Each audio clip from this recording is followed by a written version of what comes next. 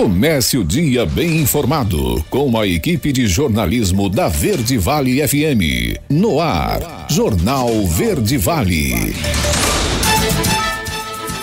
6h33. Olá, muito bom dia para você. Quarta-feira, 18 de junho do ano de 2025. Estamos começando pela Verde Vale FM, uma emissora do Sistema Verde Vale de Comunicação. Mais uma edição do Jornal Verde Vale.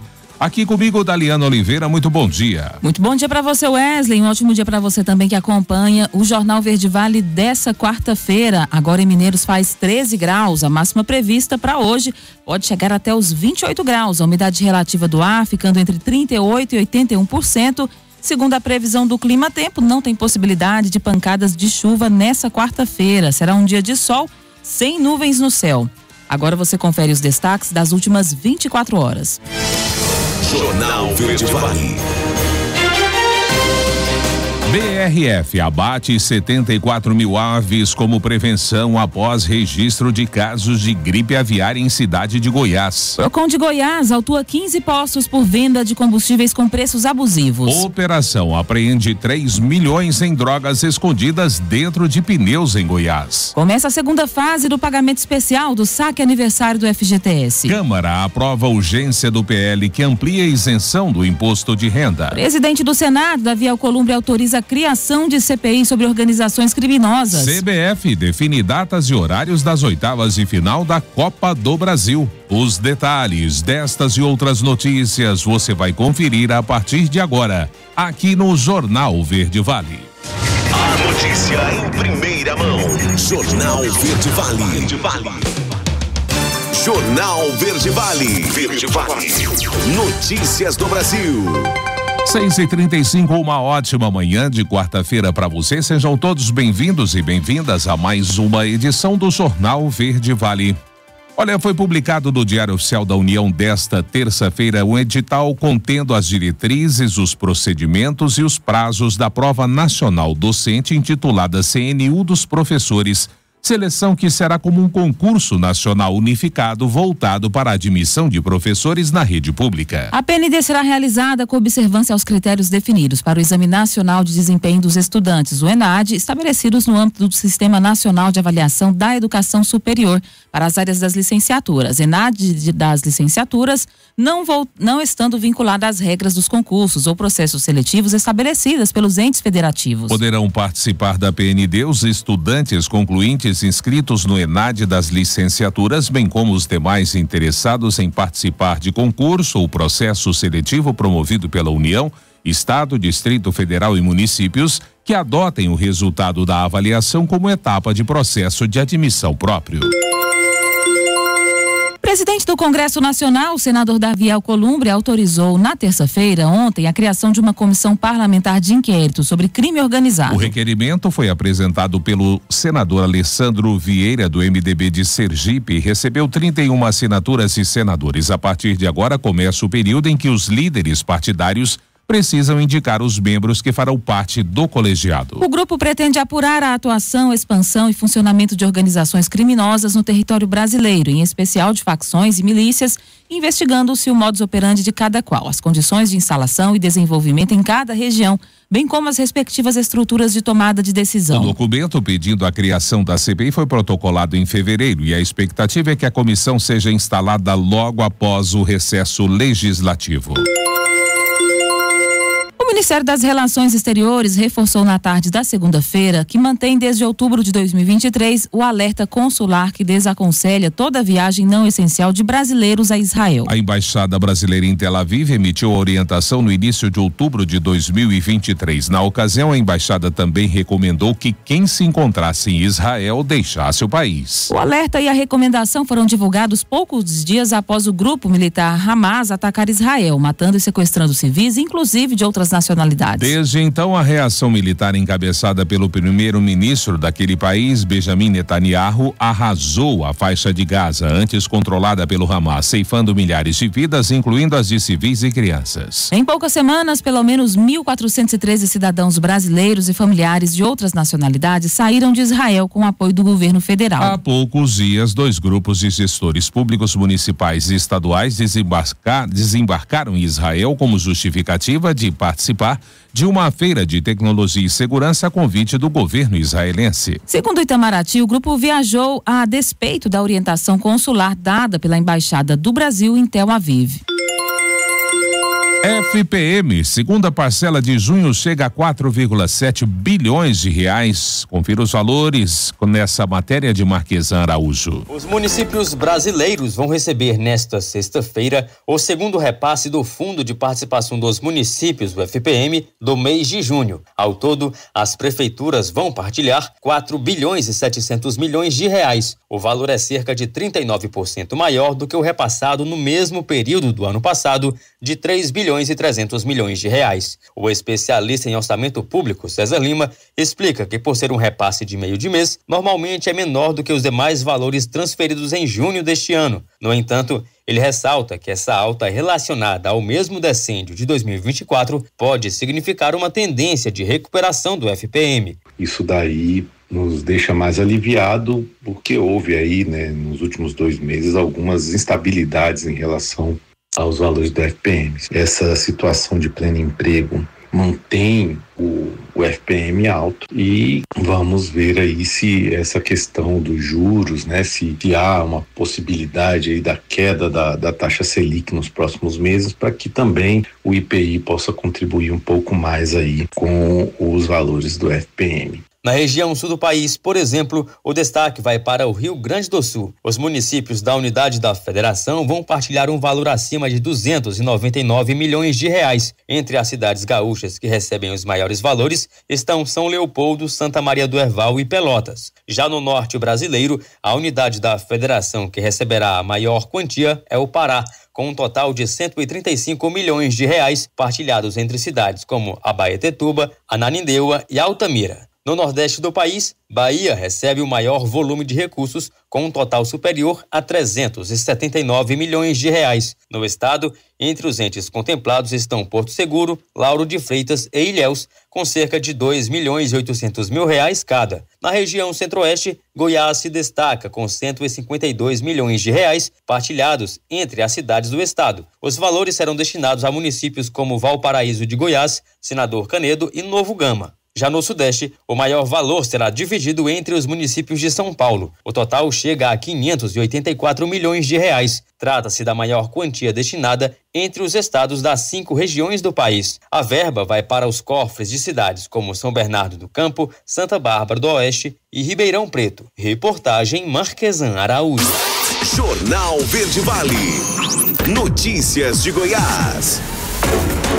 6h41, foco de gripe aviária registrado em Santo Antônio da Barra, município do Sudoeste goiano, levou a gigante do setor alimentício, a BRF, a realizar o abate preventivo de 74 mil aves em uma de suas granjas integradas. A decisão, que visa conter riscos de propagação da doença, foi adotada mesmo sem confirmação da presença do vírus nas unidades produtivas da empresa. As aves que estavam alojadas em uma propriedade parceira da BRF, na mesma cidade onde foi detectado o foco da doença, foram abatidas após a autorização do Ministério da Agricultura e Pecuária. O pedido foi formalizado pela companhia ainda na sexta-feira, com o objetivo de antecipar possíveis impactos sanitários e comerciais. De acordo com a empresa, o procedimento foi realizado por iniciativa própria e teve caráter exclusivamente preventivo. Todas as aves abatidas eram saudáveis, mas por estarem localizadas em uma região sob alerta sanitário, a companhia optou por retirá-las de circulação para preservar a biossegurança da cadeia produtiva. O abate aconteceu na planta industrial da BRF aqui em Mineiros, a aproximadamente 230 quilômetros de Santo Antônio da Barra. A destinação das carcaças, segundo a BRF, será voltada unicamente para uso interno, como na produção de ração animal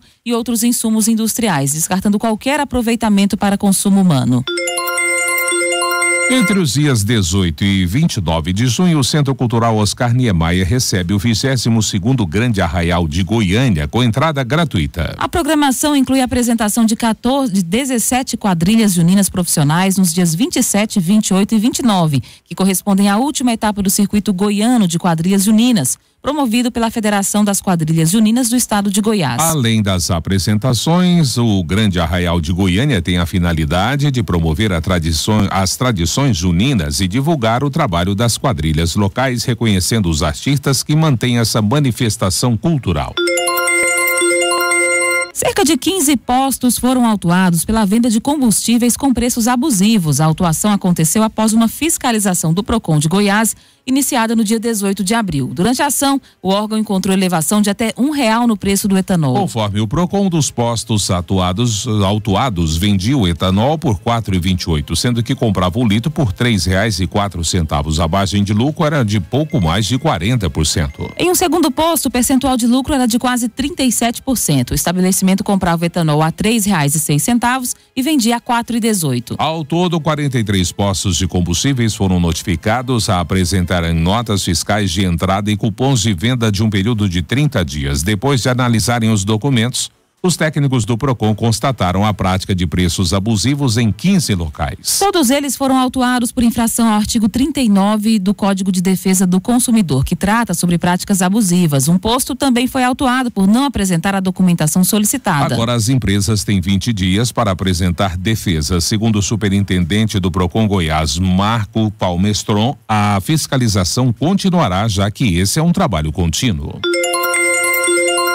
E os dados do IBGE mostram um crescimento significativo do turismo aqui em Goiás. Quem vai trazer a boa notícia é Pedro Henrique Rabelo. O nosso estado é rico em belezas naturais e atrações turísticas, o mundo já sabe.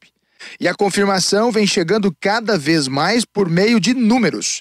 O IBGE mostrou na última pesquisa que o volume de atividades turísticas avançou 13,5% em abril, em comparação com o mesmo mês do ano passado. Aumentou a promoção, né? Nós estivemos aí participando de diversas feiras nacionais e internacionais e isto traz visibilidade para os produtos turísticos do estado de Goiás, dentre outras ações como qualificação, a própria pesquisa que faz o acompanhamento deste fluxo e permanência desses turistas. Os dados são da pesquisa mensal de serviço.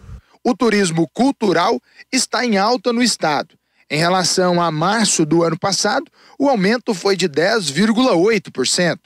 Principalmente os eventos musicais. O turismo musical hoje ele é fato e ele atrai muitas pessoas para o estado. As pessoas vêm, permanecem mais tempo e acabam visitando outros destinos que não somente o local onde está acontecendo o show. O Davi é empresário e tem 17 anos de experiência.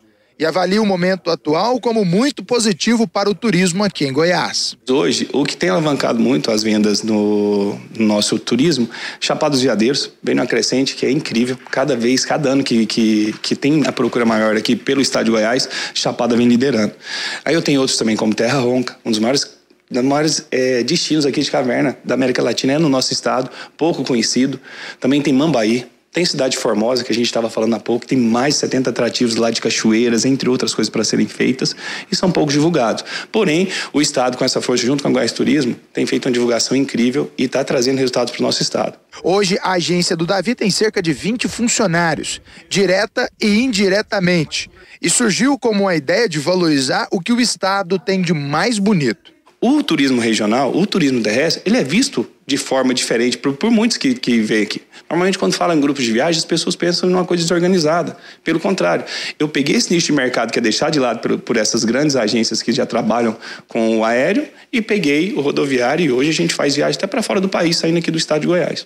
Além das cidades turísticas tradicionais do estado, como Pirenópolis, Caldas Novas, Trindade, ou até mesmo regiões como a Chapada dos Veadeiros, o governo de Goiás vem investindo em estruturar novos destinos. E nesse momento, podemos destacar duas cidades. A gente tem alguns destinos que têm melhorado a qualidade da sua oferta turística, por exemplo, como Formosa, Paraúna. São destinos interessantíssimos que as pessoas pouco conhecem, mas que a gente tem trabalhado para poder fortalecer. Destinos não faltam, então não deixe de viver e conhecer o nosso estado de Goiás. Pedro Henrique Rabelo, da Agência Brasil Central.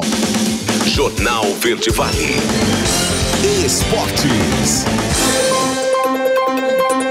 6h48. O brasileiro João Fonseca deu adeus à disputa do ATP 500 de Halle na Alemanha. O número 57 do ranking foi derrotado pelo italiano Flávio Caboli, 24º da lista, por 2-1, parciais de 5-7, 7-6, 7-6. A competição serve de preparação para o tradicional torneio de Wimbledon em Londres. A partida começou acirrada entre Fonseca e Caboli, disputada game a game. O primeiro set teve o italiano na liderança durante a maior parte da etapa. Nos últimos momentos, o brasileiro conseguiu virar para 6-5, fechando em 7-5. O segundo set foi mais uma vez disputado, com os dois tenistas lutando pela liderança do placar. A segunda etapa precisou ser fechada em um tie-break, com o Caboli se sobressaindo e vencendo o game por 7-6. O roteiro da partida seguiu com o terceiro set mais uma vez acirrado, levando a mais um empate em 6-6. Precisando de um game de desempate, Caboli levou a melhor, vencendo o terceiro set por 7-6. Os sul-africanos seguem invictos na Copa do Mundo de Clubes. Nessa terça-feira, o River Plate encarou o Urawa Reds no Lumen Field em Seattle e não teve problemas para vencer por 3-1 com gols de Colídio, Driussi e Mesa. Com o resultado, os clubes filiados à Conmebol fecham a primeira rodada da competição com 3 vitórias de River, Botafogo e Flamengo e 3 empates de Palmeiras, Fluminense e Boca Juniors. O River Plate tem larga aliás, na frente no grupo E com 3 pontos ganhos. Ainda nesta terça, Inter de Milão e Monterrey do México mediram forças no complemento da primeira rodada da chave da Copa do Mundo de Clubes. E o Fluminense foi melhor desde o primeiro minuto do jogo contra o Borussia Dortmund, mas ficou no 0-0 em Nova Jersey nesta terça-feira, na primeira rodada da Copa do Mundo de Clubes. O tricolor empilhou chances durante a partida, mas parou em Kobel, goleiro do time alemão, e em chances desperdiçadas pelo próprio time, como a de Everaldo, que saiu cara a cara no gol, mas não finalizou. Foi uma atuação completa do Fluminense, que teve muito apoio da torcida tricolor desde o início do jogo. O Fluminense somou um ponto contra o time em tese mais forte do grupo F. Ainda nesta terça, no Mamelodi Sundowns da África do Sul, enfrentou o Ulsan Hyundai da Coreia do Sul. Jornal Verde Vale. Agronegócios. 6h50. A terça-feira chegou ao fim com os preços futuros do milho contabilizando movimentações positivas na Bolsa de Chicago e também na Bolsa Brasileira. No cenário internacional, as cotações receberam apoio das valorizações registradas pelo trigo na Bolsa Americana. As condições das lavouras nos Estados Unidos pioraram no último levantamento do Departamento de Agricultura americano, e a pouca chuva registrada na Europa impulsionou as valorizações para o trigo, que puxou o milho na carona. Outro fator de suporte para o milho é a exportação dos Estados Unidos. O Departamento de Agricultura americano relatou que o milho inspecionado para exportação atingiu 1.633.000 toneladas durante a semana encerrada no dia 12 de junho, com um aumento de 21% em relação à mesma semana do ano passado. Do lado brasileiro, a Força de Chicago também impulsionou as altas na Bolsa Brasileira, que buscou alguma recuperação após as quedas registradas no pregão de ontem. Os analistas de safras e mercado destacaram que o mercado brasileiro iniciou a semana com negociações comedidas, já que a expectativa da entrada da safrinha deixa os consumidores aguardando novas quedas nas cotações. Os preços para o mês de julho já estão mais baixos diante dessa espera pela safra. A notícia em primeira mão. Jornal Verde Vale. Agora, na Verde Vale, os comentários de Alexandre Garcia. Bom dia. José Dirceu, que é um cérebro, que é o ser pensante do PT, numa entrevista à Globo News, disse, em outras palavras, que o PT se atrasou, está com um discurso, mensagens de um Brasil que já não existe, está no passado, não se integrou ao novo mundo digital, não ocupou espaços nesse novo mundo digital e não está vendo as dificuldades do Brasil de hoje. Imagina o que ele deve estar antevendo para o ano eleitoral de 2026. Ele tem toda a razão.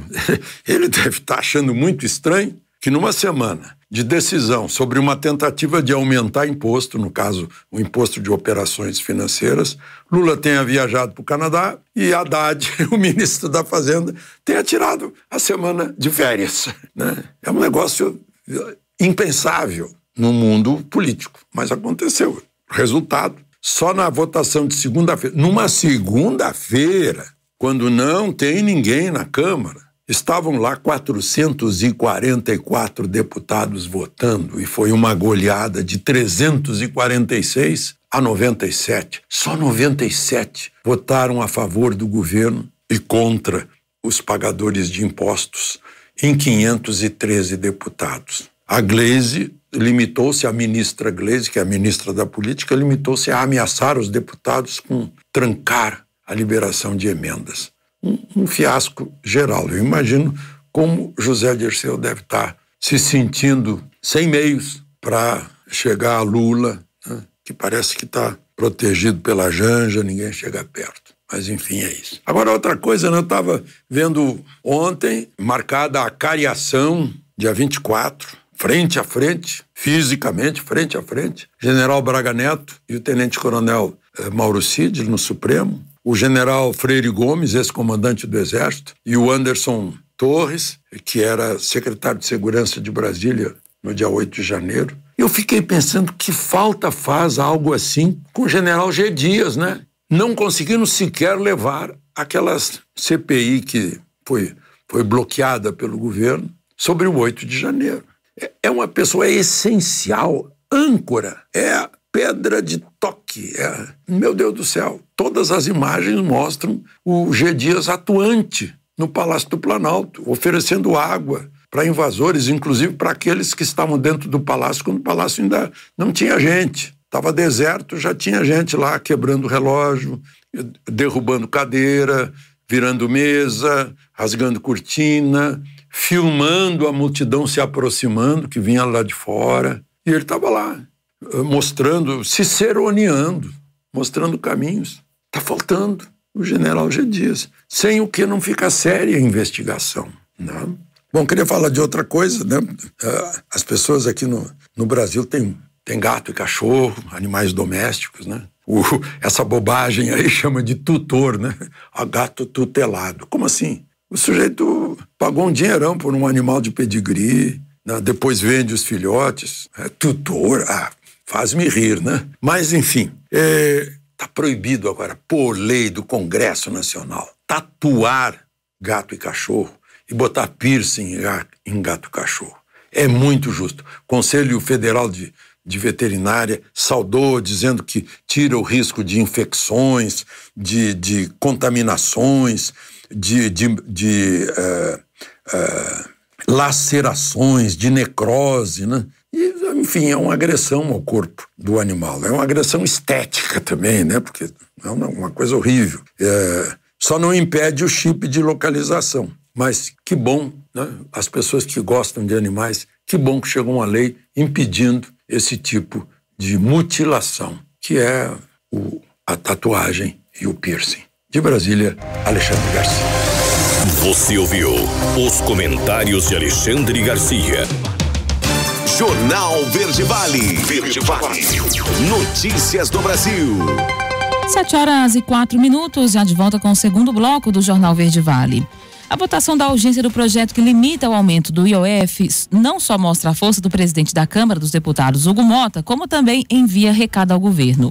O placar de 346 a 97 pela aprovação ocorreu após semanas de tensão entre deputados e o executivo, crise provocada por uma decisão errática do governo federal. Mota cogitou votar a derrubada do decreto, mas adiou em um gesto à presidente do PT, Gleisi Hoffmann, com quem tem uma ótima relação. O governo trabalhou para evitar a votação da urgência, inclusive com a articulação de Lindenberg Farias, considerado peça fundamental na negociação que impediu que a derrubada do decreto fosse votada no mérito já ontem. No entanto, deputados disseram a Mota estarem muito incomodados com a atrapalhada na condução do aumento do IOF e também com o bate-cabeça dentro do governo sobre a liberação de emendas parlamentares. Integrantes da cúpula do Congresso afirmaram ao blog que a questão não se resume apenas às emendas, embora elas também estejam no centro das discussões. Mas a forma como o tema tem sido apresentado, fazendo parecer que as emendas vão diretamente para o bolso dos deputados, tem irritado os parlamentares.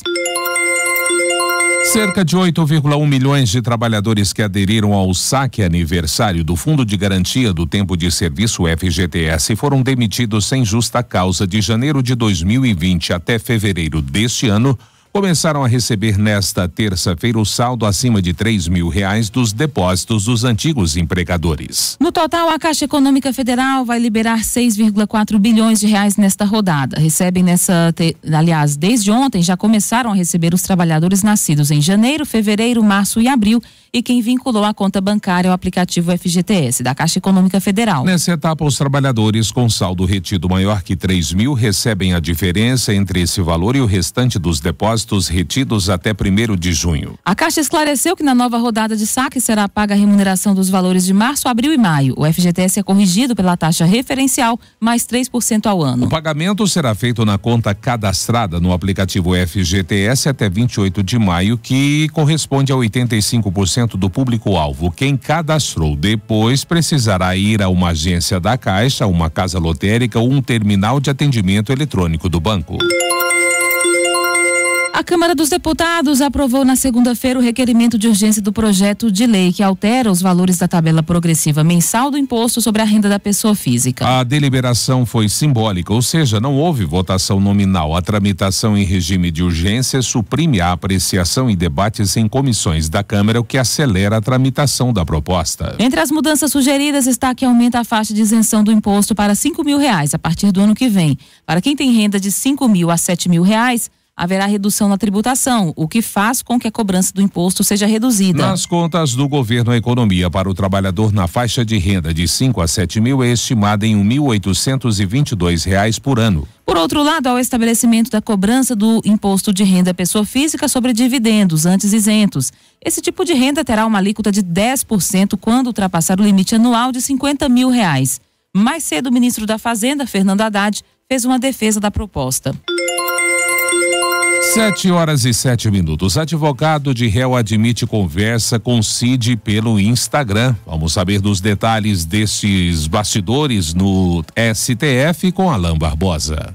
Eduardo Cuntes informou ao ministro do Supremo Tribunal Federal, Alexandre de Moraes, que trocou mensagens com o tenente-coronel Mauro Cid pelo aplicativo Instagram, após o ajudante de ordens de Jair Bolsonaro ter assinado acordo de delação premiada. Na semana passada, a revista Veja publicou prints da suposta conversa. De acordo com a publicação e com o advogado, o Cid teria utilizado um perfil Gabriela R702. Mauro Cid foi questionado durante interrogatório no STF pelo advogado de defesa de Jair Bolsonaro, Celso Vilardi, se havia feito uso de alguma rede social para se comunicar. Eu queria saber, ministro, se ele utilizou perfis, mídia social para falar com jornalistas. Ele está dizendo que não conversou com ninguém. Ele nunca usou um perfil de mídia social para falar com ninguém. Utilizou algum perfil de mídia social para falar com alguém? Não, senhor. Todos os meus celulares foram apreendidos pela Polícia Federal, ministro. Todos foram apreendidos e revirados de ponta cabeça. Ele conhece um perfil Gabriela R702? Você já ouviu falar? O senhor conhece?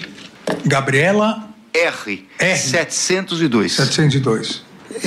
Esse perfil, eu não sei que isso é da minha esposa, mas Gabriela é o nome da minha esposa. Em entrevista à rede de TV CNN, Cuntes confirmou os diálogos que também foram disponibilizados pelo STF e que a iniciativa das conversas partiu do próprio Mauro Cid. O advogado que defende o coronel da reserva Marcelo Câmara informou que ele e Cid têm relações familiares por conta da prática de hipismo. Nos desabafos, o ex-ajudante de ordens reclama de não ter falado em golpe no depoimento à Polícia Federal, o que pode caracterizar a não espontaneidade do conteúdo da delação e, portanto, a sua nulidade. Cara, vou te dizer, esse troço tá entalado, cara. Tá entalado. Você vê que o cara botou a palavra golpe, cara. Eu não falei uma vez a palavra golpe. Quer dizer, foi erro, foi, sei lá, até condição psicológica que eu tava na hora ali. Mas quando é de palavras golpe que ele bateu, cara, eu não falei golpe uma vez. No áudio, o interlocutor, que se atribui ser Mauro Cid, também relata ter mantido diálogos com jornalistas e políticos. Uma das cláusulas do acordo de delação premiada é a de não manter conversas com outras pessoas sobre o caso. Eu tô falando pra todo mundo que eu posso. Eu tô falando falo com a Alexandre Garcia, falo com o Mota, falo com o Serrão, falo com esse pessoal. Não vou falar com sadia, nem com nada, porque elas vão desvirtuar tudo. Não vou falar com cadeira que vão desvirtuar tudo, mas falei com cada Veja, com Polinário, saiu boa. Foi quando saiu a matéria de trocar versão, alguma coisa assim, né? A defesa do tenente-coronel Mauro Cid nega os diálogos e afirma se tratar de uma montagem. O ministro Alexandre de Moraes determinou que a empresa Meta, dona do Instagram, preserve os conteúdos relacionados a 2 perfis na rede social, Gabriela R e @Gabriela R702, possivelmente usados pelo tenente-coronel Mauro Cid. Agência Rádio Web de Brasília, Alain Barbosa. Jornal Verde Vale. Notícias de Goiás. 7h10. Uma operação terminou com a apreensão de R$3 milhões em drogas que estavam escondidas dentro de pneus aqui no estado. A ação, que envolveu policiais militares e rodoviários federais, aconteceu nas imediações da cidade de Goiás e impediu que a carga de 200 quilos cumprisse o trajeto previsto até Goiânia. Os policiais chegaram até o veículo abordado na madrugada de segunda na GO 164 após troca de informações com colegas de outros estados. Em depoimento, o motorista de 56 anos afirmou ter sido contratado para trazer um trator que estava em cima do caminhão de Rondônia até Goiânia. Durante uma busca minuciosa, os agentes localizaram 148 peças de skunk, a super maconha, 22 de pasta base, 21 de cloridato de cocaína e uma de haxixe. Encaminhada à delegacia da Polícia Civil da cidade de Goiás, o motorista, que não teve identidade revelada, foi autuado em flagrante por tráfico interestadual de drogas. A polícia agora trabalha para tentar identificar quem receberia a droga na capital Goiânia. 4 dias após o Podemos e o PSDB decidirem dar fim ao debate sobre a fusão, o presidente estadual do Podemos em Goiás, o deputado federal Glaustin da Focus, se manifestou oficialmente nesta segunda-feira sobre o encerramento das negociações. Em nota assinada por ele e divulgada à imprensa, o parlamentar confirmou o fim das tratativas e reiterou que a legenda seguirá com um projeto próprio no estado. A nota ressalta que o foco do Podemos goiano agora é a construção de chapas proporcionais competitivas para as eleições do ano que vem. Seguiremos com um projeto próprio de fortalecimento da legenda em Goiás, com o objetivo de eleger deputados estaduais e federais comprometidos com os anseios da população, afirmou o texto. A manifestação aconteceu após o fracasso da tentativa de fusão entre PSDB e Podemos, que vinha sendo articulada nacionalmente, mas esbarrou em divergências sobre o comando da futura legenda. O Podemos defendia a manutenção da deputada federal Renata Abreu na presidência da nova sigla por 4 anos, o que foi rejeitado pela cúpula tucana, que propunha uma gestão compartilhada. Glaustin demonstrava resistência à fusão nos bastidores e foi um dos primeiros dirigentes a cobrar um posicionamento claro da Executiva Nacional sobre o tema, alegando que a indefinição prejudicava a montagem das chapas eleitorais nos estados. Um homem de 42 anos foi preso na madrugada do dia 11 de junho suspeito de transportar 201 quilos de maconha em um veículo roubado na BR-060 em Anápolis. O rapaz foi abordado por volta das 5h20 da manhã, durante uma ronda da Polícia Rodoviária Federal, no perímetro urbano da BR. Ele trafegava com as lanternas traseiras do carro apagadas. Durante a abordagem, o condutor apresentou nervosismo e, ao ser questionado, confessou que transportava drogas no porta-malas. Ele afirmou ter pegado o veículo e a carga ilícita em Rio Verde, aqui no sudoeste goiano, e o levaria até Brasília. Ele disse ainda que não receberia qualquer pagamento pelo serviço, pois estava transportando a mercadoria como forma de quitar dívidas com traficantes. Na vistoria do automóvel, os policiais constataram a adulteração dos sinais de identificação do veículo. Após consulta, foi verificado que o veículo estava com placas clonadas, sendo que o original possuía registro de roubo, registrado no dia 3 de maio desse ano. Homem invade casa, agride ex-mulher e é esfaqueado por ela e acaba falecendo. Quem traz os detalhes desse drama familiar é Túlio Isaac Filho. Aconteceu no bairro Ipiranga, ali saída para Trindade, onde o ex-companheiro de uma mulher invade a sua casa, agride essa mulher desfere uma facada nesse homem. Esse homem, uma facada no pescoço, esse homem sai meio atordoado, ele pega seu carro e é encontrado morto dentro do carro. Doutor Rio Braga, satisfação, meu irmão, mais uma vez estar aqui. O caso veio parar na Central de Flagrantes, onde o doutor Humberto Teófilo, ele não ratificou pela prisão dessa mulher. Então, assim, muitas pessoas não entendem o porquê. Poxa, mas tô a favor dela, legítima defesa, mas não matou. O que aconteceu? Por que ela foi liberada? Para quem conhece um pouco mais da história, legítima defesa. Com certeza, nós temos elementos concretos nos autos que denotam a evidência de que não houve excesso, inclusive, na legítima defesa. A Polícia Civil esteve na residência, constatou as evidências e indícios de que realmente o portão havia sido arrombado. Dentro da casa, uma verdadeira bagunça, indícios de agressões recíprocas. A própria mulher que havia sido conduzida até a central de flagrantes apresentava lesões corporais, características de violência doméstica. Então é um cenário completo que materializa a presença da legítima defesa em favor desta conduzida, a qual acabou efetuando um golpe de faca neste rapaz. Ele tentou fugir, esfaqueado, mas acabou colidindo seu veículo e morrendo no interior deste veículo automotor. Não temos dúvida nenhuma, pelo menos em princípio, de que a legítima defesa está caracterizada, e não por outra razão. Nosso delegado plantonista não homologou a voz de prisão em flagrante, determinando sua imediata soltura, que de pronto foi realizado. Como é que fica a situação agora? Ela ainda vai para homicídios, vai para a justiça, porque até para quem conhece um pouquinho fica um pouco confusa essa história, mas melhor que o senhor para explicar não tem. Bem simples. A ocorrência envolvia um suposto flagrante delito. Uma vez que não há a homologação da voz flagrancial por parte da autoridade policial, instaura-se imediatamente um inquérito. Aliás, esse procedimento por si só já materializa a existência de um inquérito policial, e o inquérito tem que ser presidido e tocado para a investigação de um suposto homicídio, o qual pode se caracterizar se houver qualquer tipo de excesso. O excesso na legítima defesa ele pode existir, seja ele doloso, culposo, intensivo ou extensivo. E havendo excesso, é possível que haja o indiciamento. Em princípio, não é o que vislumbramos, mas o inquérito será presidido, e sim, pela Delegacia de Homicídio. Tudo indica que o Ministério Público promoverá o arquivamento desse inquérito no seu prazo legal. Túlio Isaac Filho, da Agência Brasil Central. Jornal Verde Vale. Esportes. 7h17. Revanche e conquista inédita. Nessa terça-feira, a brasileira Maria Clara Pacheco conquistou ouro no Grand Prix de Taekwondo da categoria até 57 quilos, disputado na cidade de Charlotte, nos Estados Unidos.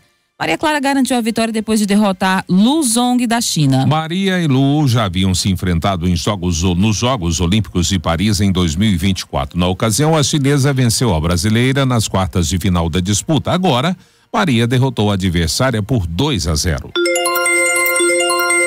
E a Confederação Brasileira de Futebol definiu as datas e os horários dos duelos das oitavas da Copa do Brasil. A fase será aberta com um confronto entre Botafogo e Red Bull Bragantino, que entrarão em campo no dia 29 de julho, uma terça-feira às 19 horas. Primeiro clássico entre Corinthians e Palmeiras está marcado para o dia 30 de junho, às 21h30. Os jogos de ida do torneio serão disputados entre os dias 29 e 31 de julho. Já os confrontos de volta acontecerão nos dias 5 e 7 de agosto. Os duelos de ida...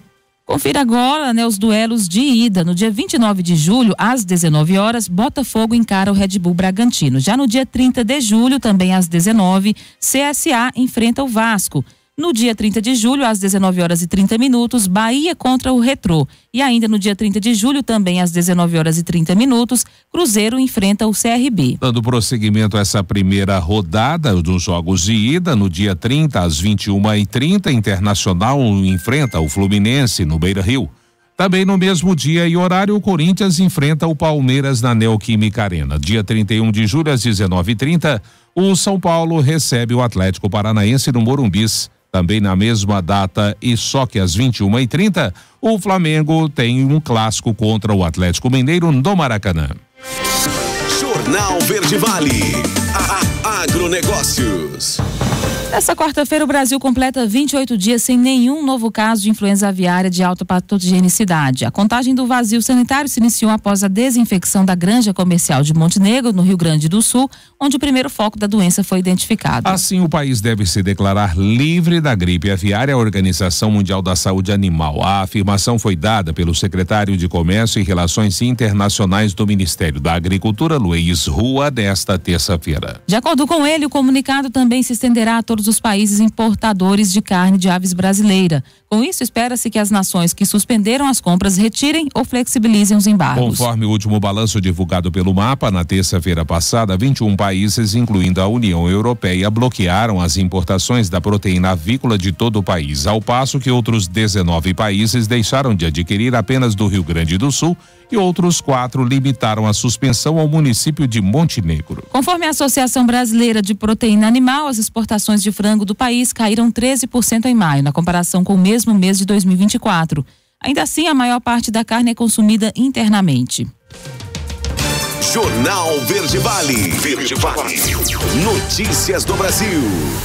7h20. O ministro Alexandre de Moraes do Supremo Tribunal Federal marcou para a próxima terça-feira, dia 24, a cariação entre o tenente-coronel Mauro Cid e o general Braga Neto, ambos réus na ação penal número 2668, que apura uma trama para a tentativa de golpe de Estado entre 22 e 23. A cariação será somente com Cid Braga Neto, acompanhados por seus advogados, em sessão fechada, presidida pelo ministro Alexandre de Moraes. A sessão está marcada para acontecer às 10 horas da manhã da terça-feira. Braga Neto deixará a prisão no Rio de Janeiro para comparecer ao STF presencialmente. No entanto, a defesa do ex-ministro pediu a Moraes que adie a sessão para quarta-feira, em virtude do advogado de Braga Neto estar em uma viagem internacional e não ter tempo hábil para comparecer na sessão de terça-feira. Serasa oferece até 97% de desconto para limpar o nome. Quem traz a boa notícia e como fazer isso é Tiago Silva. O número de brasileiros inadimplentes segue em alta. Já são 77 milhões de pessoas com nome negativado no país. Para enfrentar esse cenário, a Serasa, em parceria com mais de 40 bancos, lançou um mutirão nacional de renegociação de dívidas bancárias. A iniciativa concentra esforços nos débitos com instituições financeiras, responsáveis por mais de 65 milhões de pendências registradas. Segundo o mapa de inadimplência da Serasa, o setor de bancos e cartões de crédito lidera entre os principais motivos da negativação, respondendo por quase 28% das dívidas em maio. O cartão de crédito aparece como o maior vilão para os consumidores. Foi citado por 69% dos endividados, seguido por empréstimos pessoais e o uso do cheque especial. O especialista em educação financeira da Serasa, Fernando Gambaro, chama atenção para o uso consciente do cartão. É importante frisar que o cartão ele pode ser uma ferramenta interessante para a aquisição de alguns bens, mas que é extremamente importante fazer a sua utilização com inteligência e educação financeira, entendendo que usar o cartão de crédito não é uma extensão da sua renda, mas sim uma saída para algumas vezes alguma compra emergencial ou alguma compra de grande valor. Os descontos para a renegociação podem chegar a 97% e estão disponíveis até o dia 30 de junho. É possível acessar as ofertas pelo site, aplicativo ou WhatsApp da Serasa. Quem tiver dificuldade com os canais digitais também pode resolver a situação presencialmente. Para aquelas pessoas que têm alguma dificuldade de realizar a negociação pelo aplicativo da Serasa ou pelo site, podem ir até as agências dos Correios, que também permitem a negociação das dívidas pela Serasa e com todos os bancos participantes da ação. Basta levar um documento com fotos em mãos. O processo de negociação é simples. O consumidor escolhe a oferta, revisa as condições e conclui o acordo, que pode ser pago via boleto ou Pix. Uma oportunidade concreta de retomar o controle financeiro e sair da inadimplência. Agência Rádio Web, produção e reportagem, Tiago Silva. 7h23. Último intervalo do Jornal Verde Vale desta quarta-feira, 18 de junho. No próximo bloco, espaço para as nossas notícias locais. Discussão em rede social termina em agressão no bairro Nossa Senhora Aparecida. E um homem denuncia o uso indevido das suas fotos em aplicativos de relacionamento em Mineiros. Claro, também já está aberto para você e liberado o nosso WhatsApp para você participar do nosso quadro A Voz do Cidadão. 996236881. 996236881. Já está liberado para você. A gente volta já, logo após o intervalo, não saia daí. Jornal Verde Vale. Jornal Verde Vale. Notícias do Brasil. 7h31. A Advocacia Geral da União, AGU, afirmou ao Supremo Tribunal Federal que o governo federal já dispõe de ferramentas para rastrear o destino das chamadas emendas PIX Transferências diretas de dinheiro público feitas por deputados e senadores sem necessidade de convênio prévio. O órgão informou que os principais bancos públicos estão avançando para ampliar a transparência desses repasses. O Banco do Brasil já está integrado à plataforma federal Transfere.gov, o que, segundo a AGU, permite identificar de forma precisa o destino dos recursos e também os beneficiários finais. Já o Banco do Nordeste, segundo a AGU, ainda está em fase de adaptação, assim como a Caixa Econômica Federal, cuja previsão de conclusão da integração ao sistema é até 20 de agosto deste ano. A Caixa já informa dados como CPF e CNPJ dos destinatários, mas há falhas técnicas apontadas pela Controladoria Geral da União, como divergências entre dados bancários, que ainda dificultam o rastreamento completo das emendas. A ideia da AGU é que também haja a descrição dos valores para dizer com o que será utilizado o dinheiro. E o Congresso Nacional derrubou nesta terça-feira dispositivos de veto que o presidente Lula havia aplicado no texto do marco regulatório da energia offshore. A lei trata sobre geração de energia vinda por meio de turbinas eólicas. A ação dos parlamentares tem impacto direto na conta de energia, que deve aumentar. Os dispositivos adicionados na lei que foram derrubados por Lula eram considerados jabutis, termo que designa trechos inseridos no documento sem relação com a proposta inicial. O Congresso Nacional ainda adiou a análise de outros dispositivos do veto sobre o texto. Conforme previsão da Associação dos Grandes Consumidores Industriais de Energia e Consumidores Livres, o custo de todos esses jabutis seria de 545 bilhões de reais nos próximos 25 anos. Considerando apenas os vetos já derrubados nesta terça-feira, o impacto seria de 197 bilhões até 2050, cerca de 7 bilhões e meio por ano. E o BNDES aprovou R$1 bilhão em crédito para projetos de inteligência artificial aqui no Brasil. A matéria é de Marina Fauci. O BNDES atingiu a marca de R$1 bilhão em crédito aprovado para projetos de inteligência artificial. Os financiamentos contemplam empresas que atuam em várias partes da cadeia de IA, como hardware, integradores e desenvolvedores de aplicações e infraestrutura. A maior parte dos recursos, mais de 560 milhões de reais, foi destinada a desenvolvedores e integradores de tecnologia. O setor de hardware recebeu 258 milhões e infraestrutura, como computação em nuvem, 180 milhões de reais. Para o governo, a inteligência artificial é estratégica para o crescimento do país, gerando produtividade, empregos qualificados e fortalecendo a indústria nacional. Em 2024, o crédito total para a inovação atingiu o recorde, com 13 bilhões 600 milhões de reais aprovados. Mais detalhes no site bnds.gov.br. Agência Rádio Web de Brasília, Marina Fauci.